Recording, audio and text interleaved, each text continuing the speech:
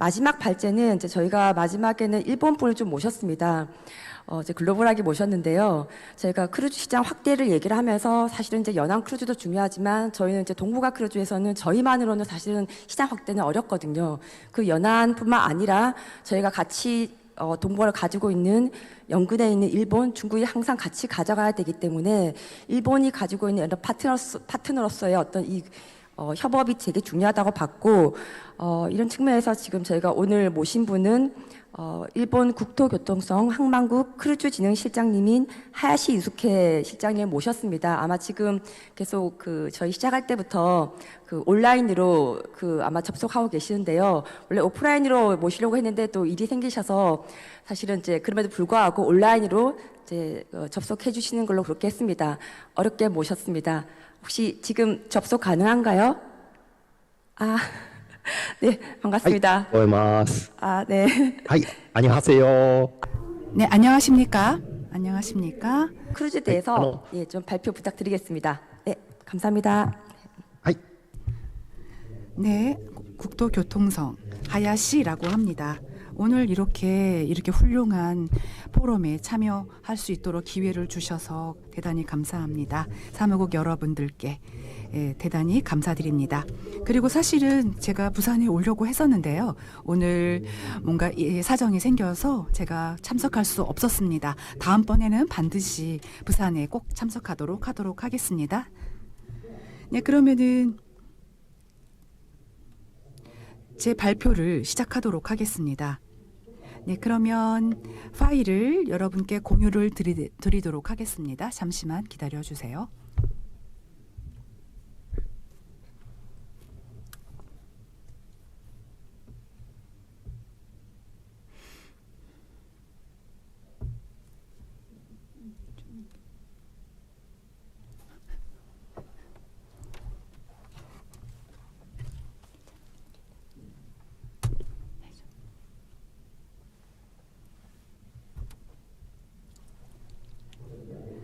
네, 여러분 보고 계시나요? 잘 보이실까요? 네, 감사합니다.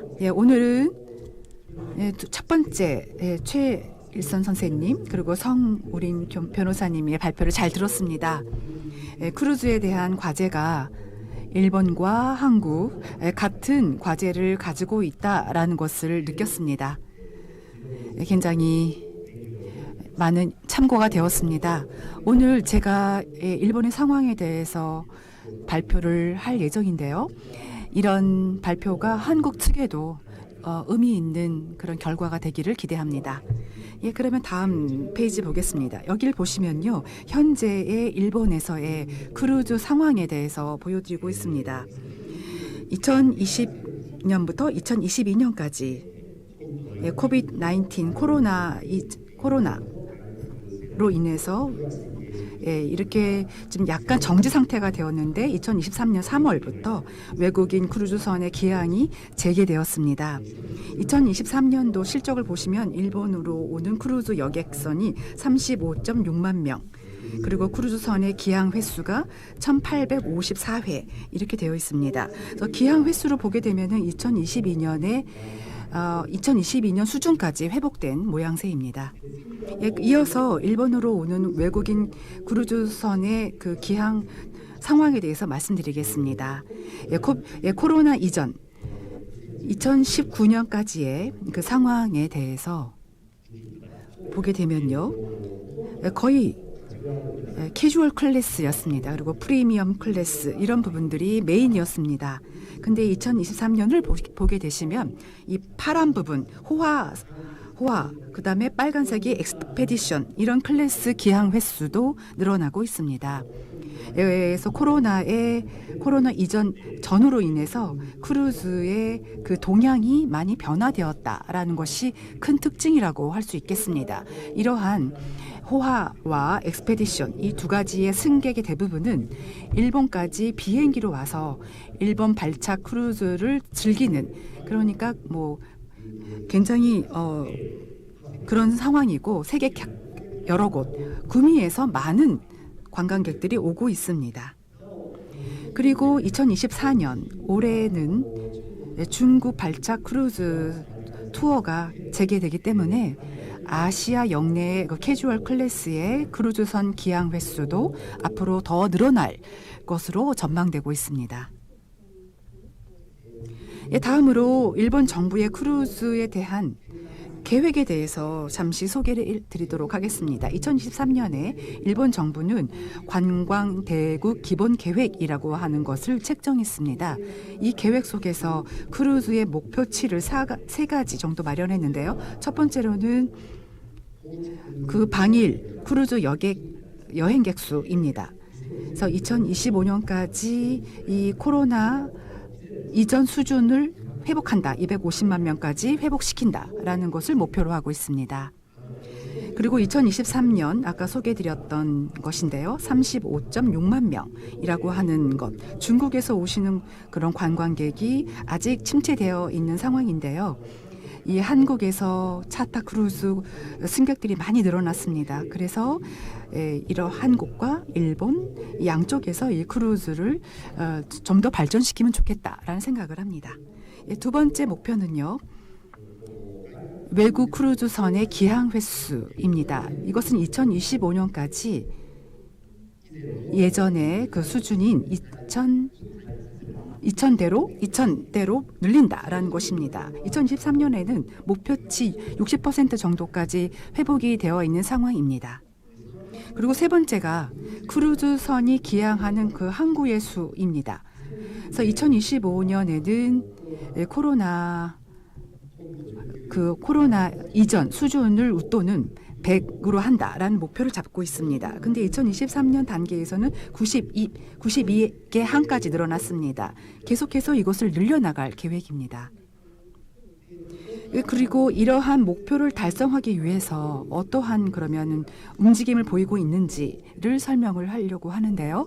우선 첫 번째입니다. 그래서 방일 프로모션을 촉진한다라는 것입니다. 우선 첫 번째로는 각 지방 지자체가 하는 그 크루즈 협의회와 연계해서 크루즈선 선박회사와 지방 지자체가 참여하는 그러한 상담회를 개최하는 것입니다. 그리고 시트레이드 크루즈 글로벌 뭐 국제 전람회 전시회에 뭐 출전한다든가 하는 것입니다. 그리고 이어서 기항지 환경을 좀 더 좋게 만드는 것도 중요합니다. 그러기 위해서는 지역의 전문가와 연계하여 뭔가 체험형의 새로운 기항지 관광 투어를 만든다는 것입니다. 그런 움직임을 또 보이고 있습니다. 그리고 여행 관광회사, 그다음에 선박회사 그리고 지자체가 서로 의견 교환을 해서 관광 투어를 좀 더 발전시킬 수 있는 움직임입니다. 계속해서 세 번째 사항 말씀드리겠습니다. 지방에서 소비를 확대해야 되는데요. 이런 면에서 지방자치단체와 운항사가 서로 연계해서 먼저 의향선을 초대한다든지 또는 조리 이벤트를 개최하는 등을 통해서 기항지에서 다양한 식재료라든지 또는 그루메라든지 그리고 선물 같은 것을 선 내에서 소비할 수 있는 그런 시스템을 구축하는 것입니다. 그리고 네 번째입니다. 제도적인 말씀을 드려야 될 것 같습니다. 제도적인 면에서 전 세계적으로 그런 대형 선박이 들어올 수 있도록 크루즈 거점을 형성하기 위해서 항만법이라는 법률을 개정하고요.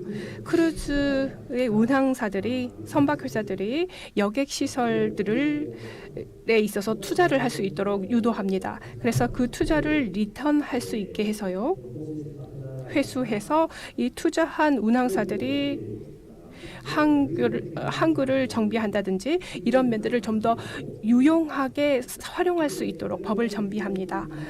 이것을 적용한 다음에 전국의 10곳에 지정을 해서 이렇게 퍼블릭 프라이베트 파트너십을 추진하고 있습니다. 작년에는 구마모토 야시로 항이라는 곳이 있어서 운항사가 정비를 할 수 있게 되었습니다. 그 환경이 정비가 되었습니다. 그리고 올해는 사세보 항이라는 곳에서 새롭게 정비를 할 수 있게 되었습니다. 이러한 형태로 하드 면에서 그리고 소프트 면에서 양쪽에 있어서 그러한 협력들을 관민이 함께 추진하고 있습니다. 이러한 노력들을 통해서 2023년에 외국 외항선들이 기항한 항구가 전국적으로 29개 포트까지 항구까지 늘어났습니다. 표에서 지금 빨간색으로 되어 있는 부분이요. 2023년에 크루즈선이 처음으로 기항한 항구라고 보시면 되겠습니다. 이러한 항구들은 코로나 이전에는요.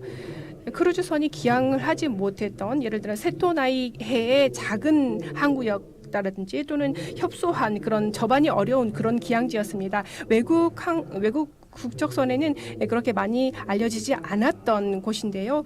프로모션을 적극적으로 활용한 결과 이렇게 유치를 할 수 있게 되었습니다. 지금 보시는 사진은 방금 말씀드린 새롭게 기항을 하게 된 항구들의 사진입니다. 관광 스팟이라고도 할 수 있겠는데요. 오른쪽 위에 보시면 도토리라는 지역입니다. 광대한 사막 모래 언덕이 펼쳐져 있고요. 이쪽을 산책을 하거나 또는 시마나미 해변도로가 있습니다. 그래서 이 해변도로를 사이클링 자전거를 탄다든지요. 그리고 미타라이라는 곳이 있습니다. 400년 이전의 옛 거리를 직접 산책하면서 옛 풍경을 즐기는 등등 매력적인 관광 스팟이라고 보면 되겠습니다. 그래서 외국 관광객들 분이 대단히 호평하시는 곳들입니다. 이런 매력적인 관광지들이 전 세계 각국의 그런 유치로 이어질 수 있다라고 생각합니다.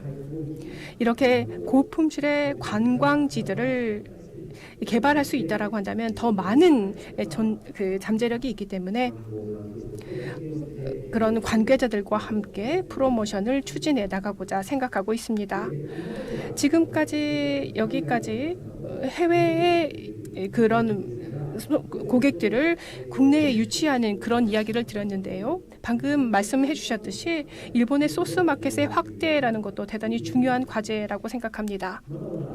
여전히 일본인들은 크루즈라는 것이 나이 든 분들이라든지 또는 부자이면서 돈 많은 분들이 즐기는 그런 것이라고 생각하고 있습니다. 그래서 일반 사람들은 이용하기 어렵다라는 그런 인식이 있습니다.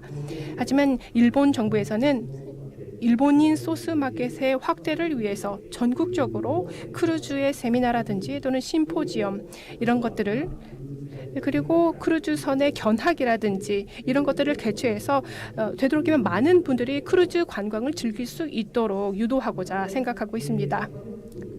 그리고 재팬넷이라고 있는 큰 그런 통신 판매 회사가 있는데요. 또 그 벨리시바호를 대여해서 운항을 하고 있습니다. 그래서 대단히 호평을 받고 있습니다. 그래서 이제 일본인들에 있어서도 크루즈에 대한 인지도가 높아지고 있다라는 생각이 들었습니다. 앞으로 2028년에는요. 일본에서 처음으로 일본 소스 마켓으로 이어질 수 있는 큰 그 도전이 있을 것으로 보입니다. 마지막으로 지금까지 일본에 대해서만 이야기를 드렸는데요. 지역 전체의 크루즈 진흥을 위한 아시아 지역 연계의 필요성에 대해서 말씀을 드리도록 하겠습니다. 방금 좌장님께서 말씀을 해주셨는데요. 앞으로 크루즈 수요는 계속해서 늘어날 것입니다. 앞으로 5년 동안 30% 이상 늘어날 것으로 예상되고 있습니다. 향후 전 세계적으로 이런 크루즈 마켓의 경쟁은 더더욱 치열해질 것으로 보입니다. 한편 이